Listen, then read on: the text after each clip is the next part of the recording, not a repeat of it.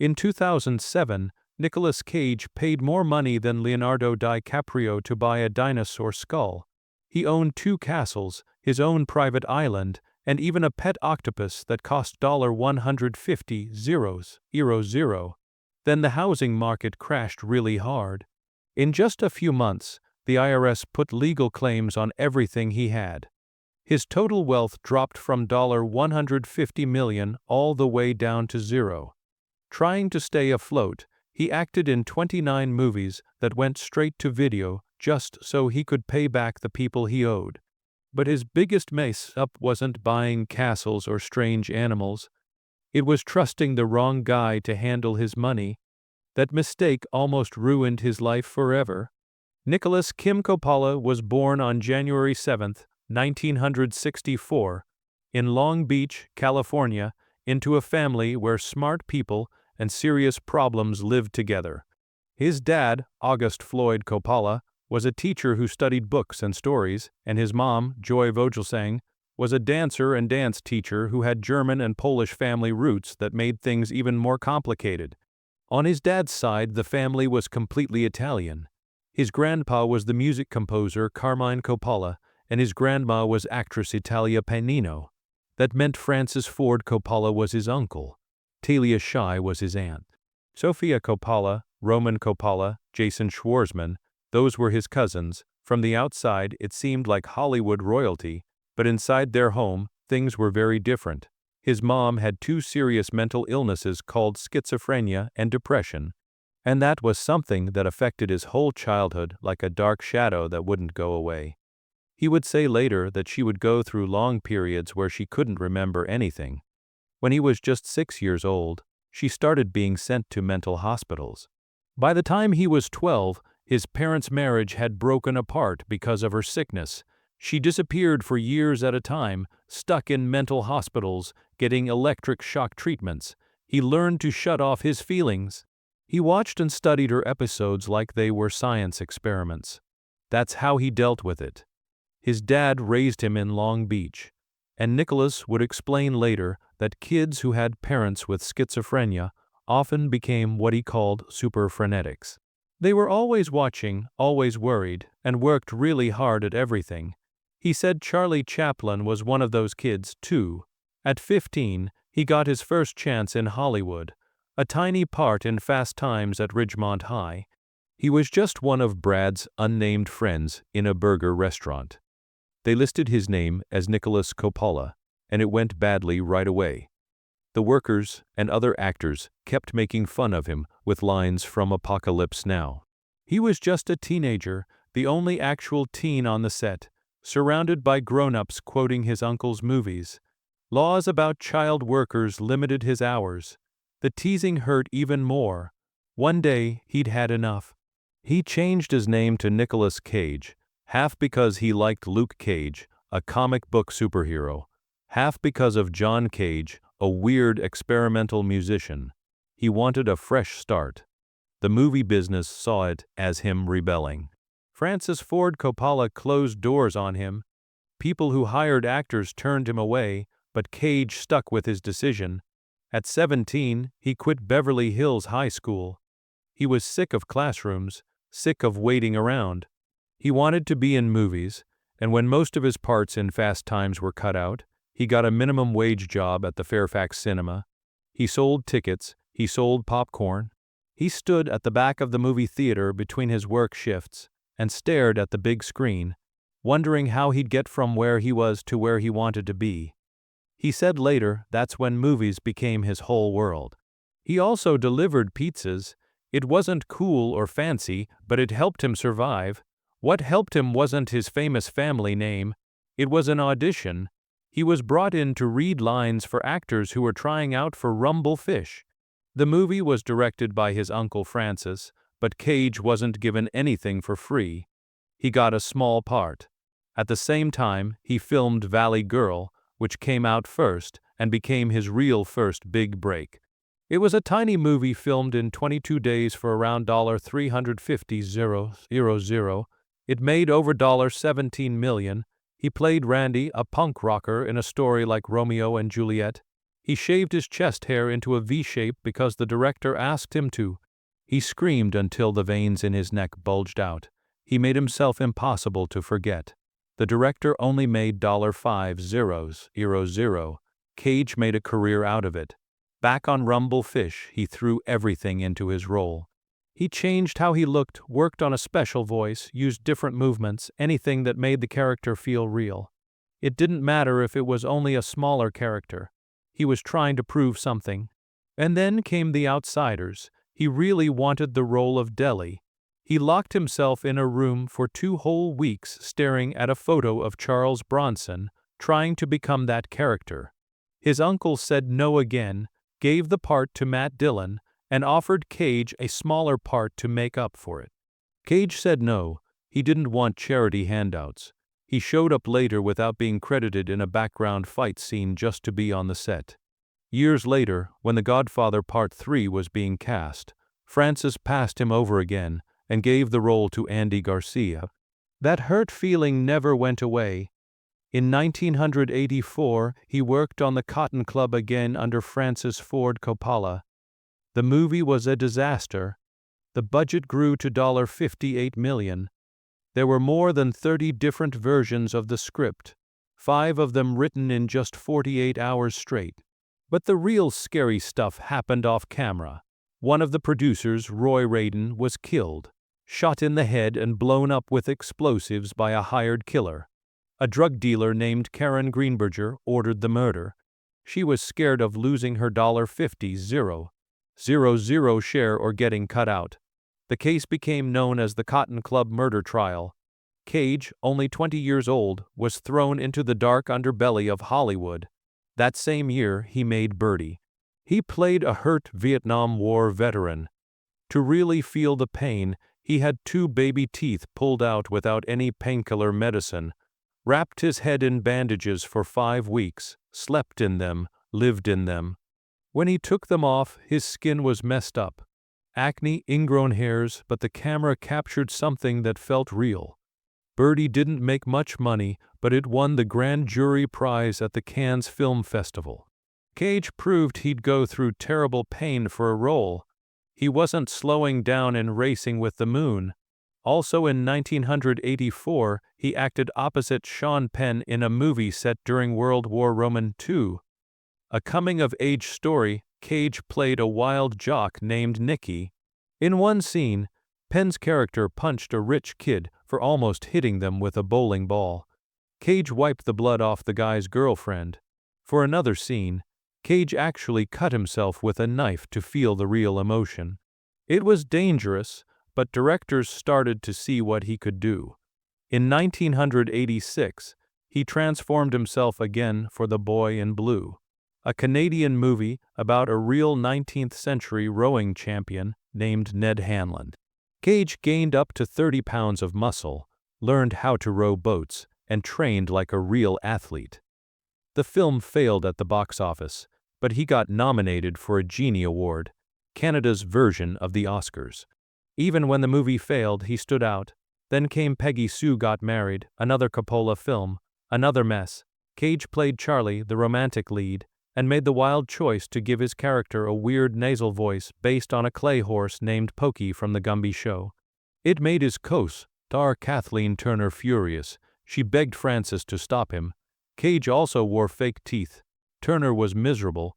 The crew worked 20-hour days, 6 days a week under a tight deadline that Francis couldn't miss.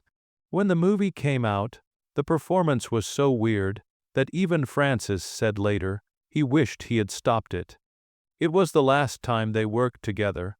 In 1988, Nicolas Cage starred in one of the weirdest performances ever captured on film.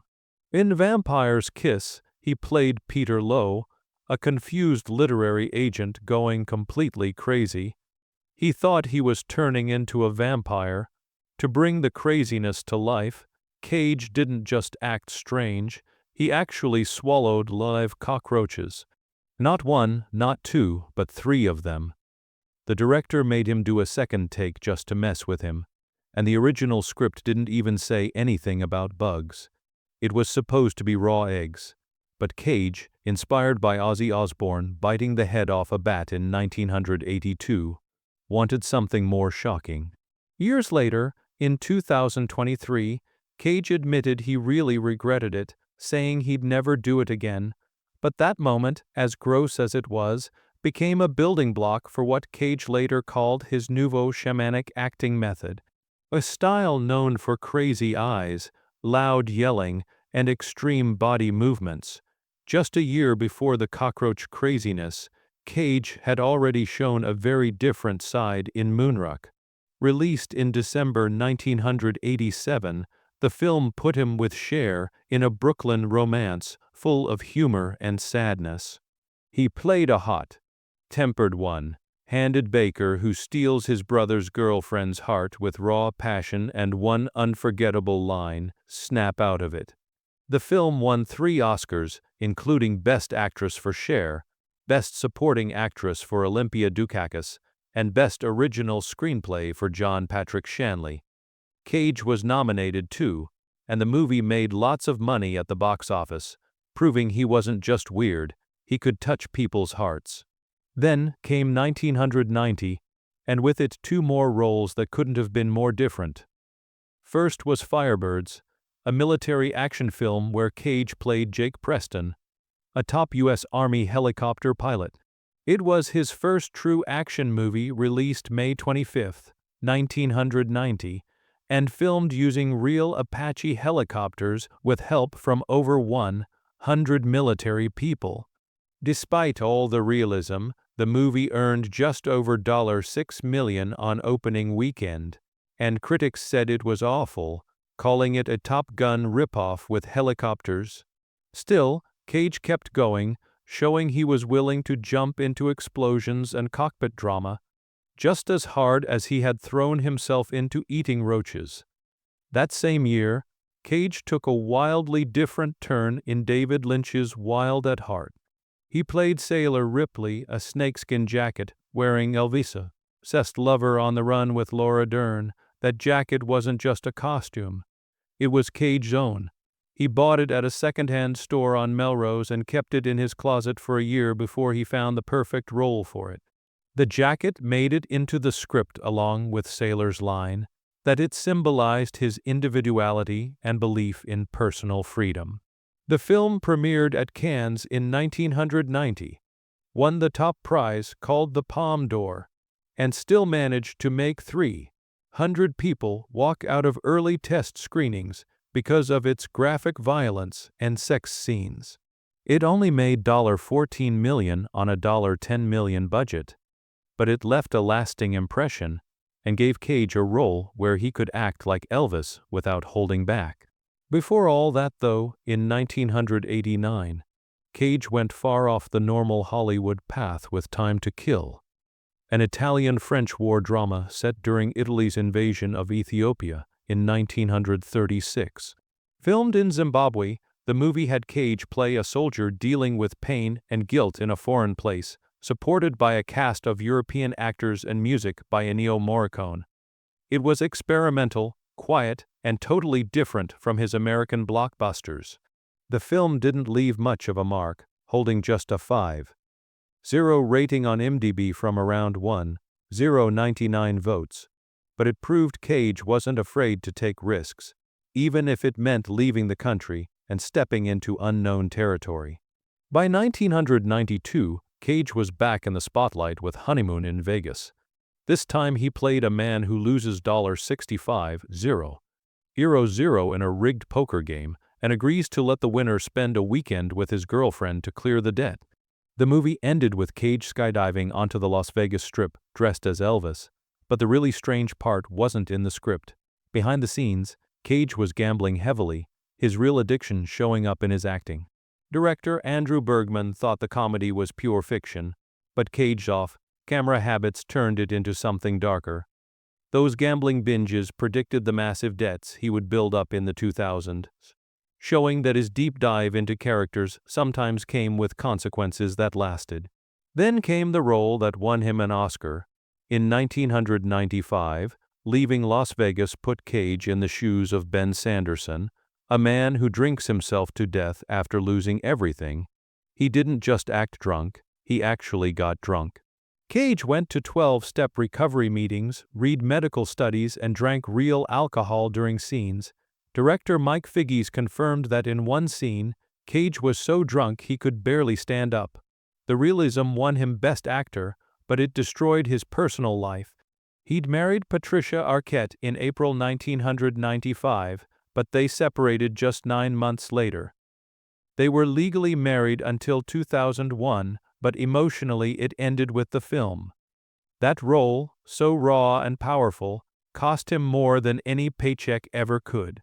Just a year later, Cage turned from pain to pure adrenaline in The Rock. Released in 1996, it made $335 million worldwide on a $75 million budget and became the fourth highest-earning movie of the year. He played FBI chemist Dr. Stanley Goodspeed opposite Sean Connery, but what made the role brutal wasn't the acting, it was the stunts.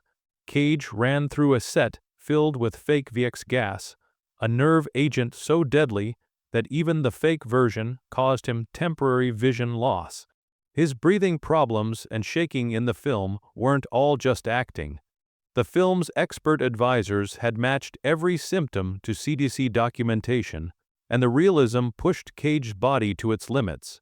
Then came Con Air in 1997. Cage transformed into Cameron Poe, a long-haired Army Ranger trapped on a hijacked prison plane. It opened June 6 on 2,824 screens and made $24.1 million in its first weekend, eventually making $224 million worldwide. With a $75 million budget, it pulled in $149 million profit. It was loud, violent, and packed with memorable moments, but none more iconic than Cage growling, "Put the bunny back in the box." The line wasn't even in the script. He made it up on the spot, and it became a pop culture sensation. But the filming wasn't without tragedy. On August 29, 1996, stuntman Philip Schwarz was killed during the Las Vegas crash landing scene when a non-moving model of the plane fell on him. Behind the explosions, someone paid with their life. Later that same year, Cage starred in Face Off, playing both villain and hero as he and John Travolta swapped identities. The surgery scene required advanced 3D face scans and terrifyingly realistic robotic copies. Cage was so disturbed by seeing his own fake double that the set had to be cleared so he could calm down. The fake Cage had breathing bladders, moving eyes, and hair so detailed it felt like looking into a mirror after death. The fake skin irritated his real skin, and the process wore on him physically, but the film became a monster hit, earning $245 million worldwide with $112.2 million from the US alone. It joined The Rock and Con Air as Cage's holy trinity of 90s action films. Nicolas Cage made around $20 million for National Treasure in 2004, a film that pulled in $347.5 million worldwide, but the story didn't stop at box office numbers. That success sparked something strange in him. He became obsessed with real-world treasure hunting. He bought a 67-million-year-old dinosaur skull for $276,000 in 2007, outbidding Leonardo DiCaprio. He didn't know it had been stolen from Mongolia. When police came calling, he gave it back. No refund, no apology, just gone. The same year, he bought the La Laurie Mansion in New Orleans for $345 million.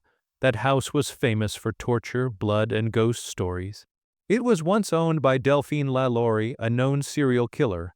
2 years later, in November 2009, the property was sold at auction for $205 million during his financial collapse. He had chased the mystery too hard, and now it was turning on him. Back in 1995, Cage started his own production company, Saturn Films. He wanted to tell stories that mattered to him. That dream turned into a nightmare with Sonny, his first and only film as a director. Released in 2002, the film had a $4 million budget. It only made $179. It played in just 6 theaters for a single week. That was a 99.6% financial loss. The critics tore it apart. They said he didn't understand the story he was telling. He lost nearly $5 million when you include the marketing costs. After that, Saturn Films became less about vision and more about survival. He used it to take any role that paid the bills. Then came Ghost Rider in 2007. It made $228.7 million globally, but the cost behind the scenes was brutal. Cage went through an intense 3D X-ray scanning process just to create the flaming skull. He had to stay completely still for hours while his head was mapped by sensors. The team used Maya and Houdini computer programs for the fire effects, adjusting them frame by frame. Cage rode 2 bikes during filming, a Buell and a custom chopper called Grace. The shooting days were 12 hours long, drenched in sweat under heavy motorcycle gear. He was already exhausted.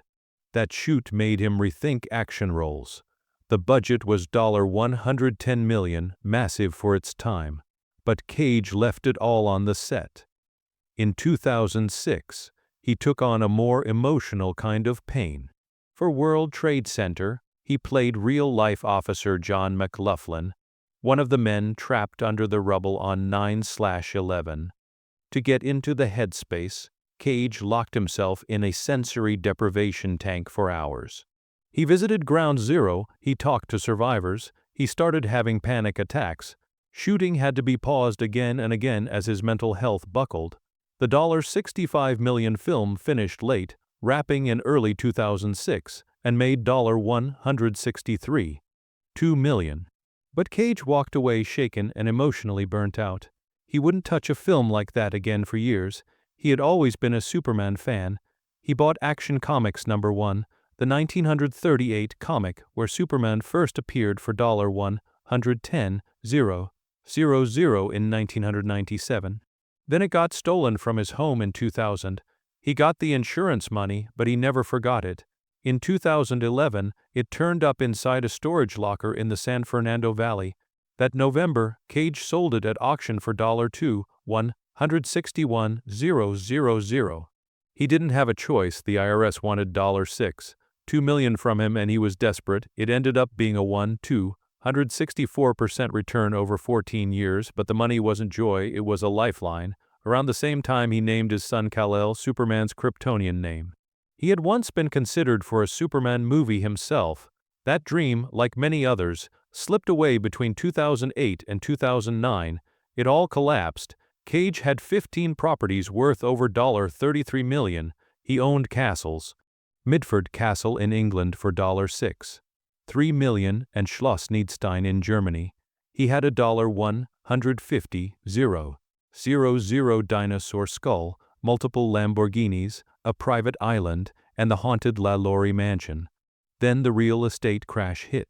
His empire shattered. The IRS placed $13 million in legal claims on his properties. He owed $14 million in back taxes. To survive, he sold his comic book collection for $8 million. His business manager, Samuel Levin, was blamed for leading him into financial ruin. In October 2009, Cage sued him for $20 million, but the damage was done. Instead of declaring bankruptcy, Cage turned into a one-man movie machine. Between 2010 and 2015, he appeared in 29 direct-to-video films. His reputation took a beating, but he didn't stop. He needed cash fast. "I've got all these creditors and the IRS," he told GQ magazine, "and I'm spending $20,000 a month trying to keep my mother out of a mental institution." He took roles in Season of the Witch, Stolen, Rage, and more. Each one paid between $1 to $3 million over time. He made over $100 million from these lower-tier films. He insisted he never faked a performance. Every scene was real effort. By February 2012, it worked. He paid $6.2 million to the IRS and cleared the 2007 debt. Some of those films nearly killed him. In Drive Angry, Cage did most of the stunts himself. One shootout scene had him driving at nearly 100 miles per hour on a beach, while actresses clung to the car hood. A real car explosion burned his eyebrows and left him temporarily deaf. He insisted on using real Hellfire missile props. One blew up and sent a crew member to the hospital. He called it Zen mode. He studied dark Kama Sutra positions for his role and once rode his motorcycle at 100 miles per hour on the 405 freeway at 3:00 a.m. just to get into character. He later admitted it was really crazy. It didn't stop. In 2013, he took on The Frozen Ground, a gritty film about a serial killer in Alaska. Cage shot scenes in actual 20 degrees below zero temperatures. Vanessa Hudgens remembered not being able to feel her toes.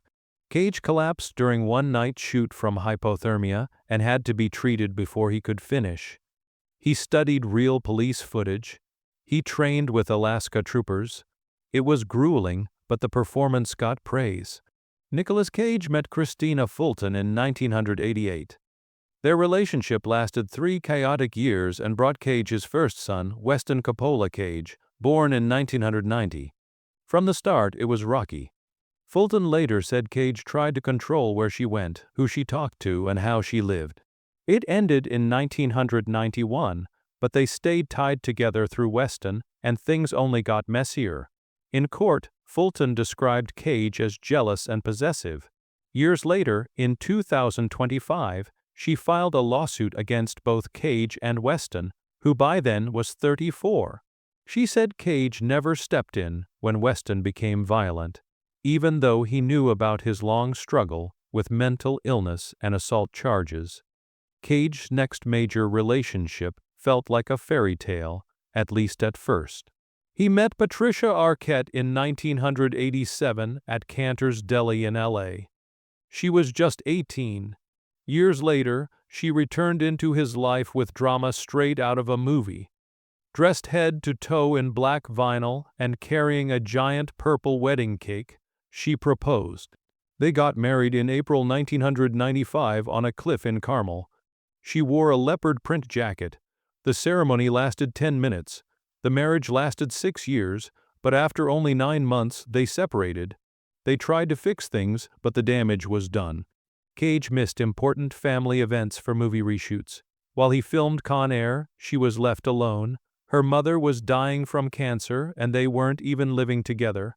Arquette said the fighting never stopped. In 2001, it was officially over. Then came Alice Kim.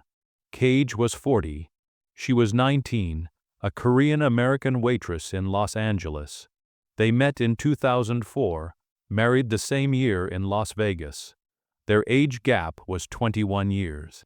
People talked. In 2005, they had a son and named him Kal-El, Superman's birth name. Cage had always loved comic books. This marriage would become his longest-lasting 12 years, but it wasn't peaceful.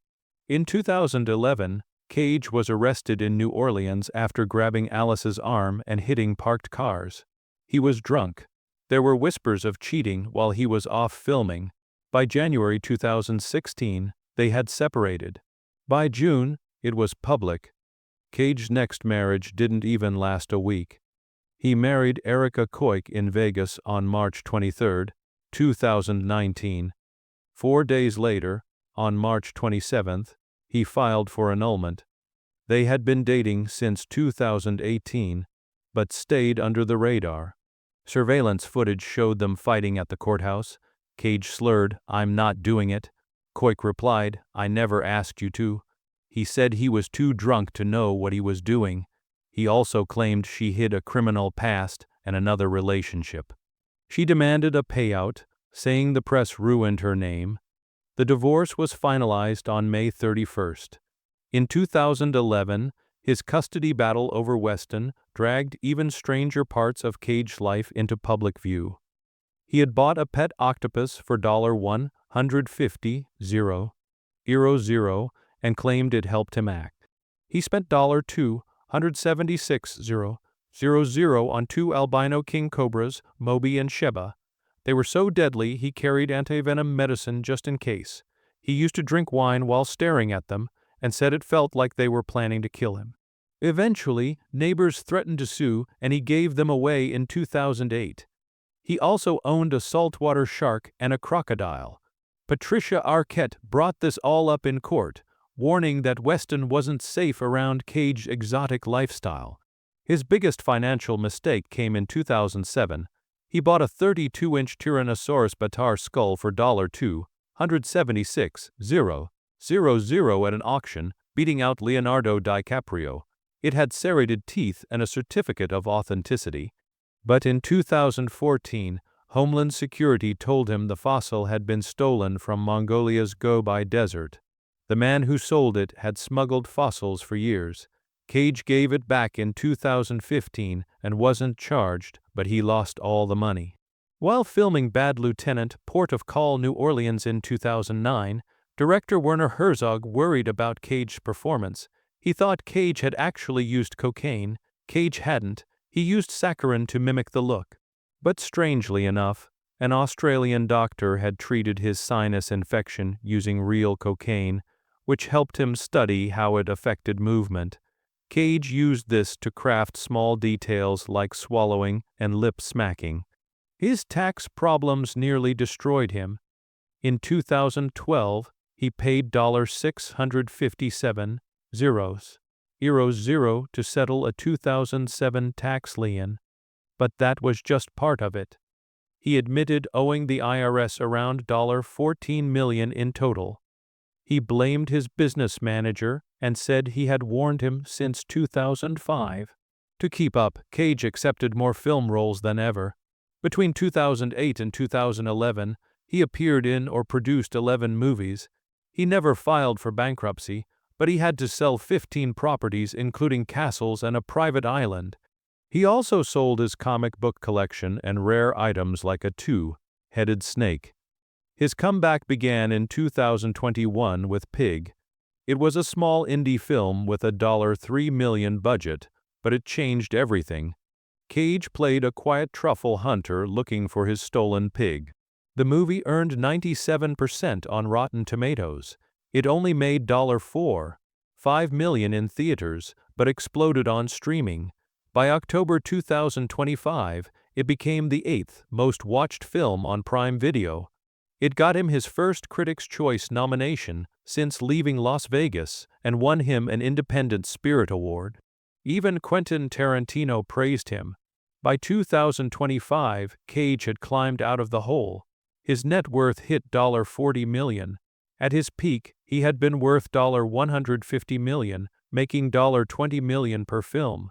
Now debt-free since 2023, he lives in Las Vegas and owns a $10.5 million home in Malibu. He no longer buys islands or octopuses. In Prisoners of the Ghostland, also in 2021, he played a criminal in a surreal samurai dystopian world. It was directed by Sion Sono and premiered at Sundance. It ran for 103 minutes and blended westerns with Japanese aesthetics. Reviews were mixed, but praised the visuals and Cage's wild performance. Around this time, Cage had been collecting Japanese art and manga. Back in 2000, his copy of Action Comics #1 was stolen. It was worth millions. Over a decade later, it was found in an abandoned locker. That comic book, just like his career, had been lost but not forgotten.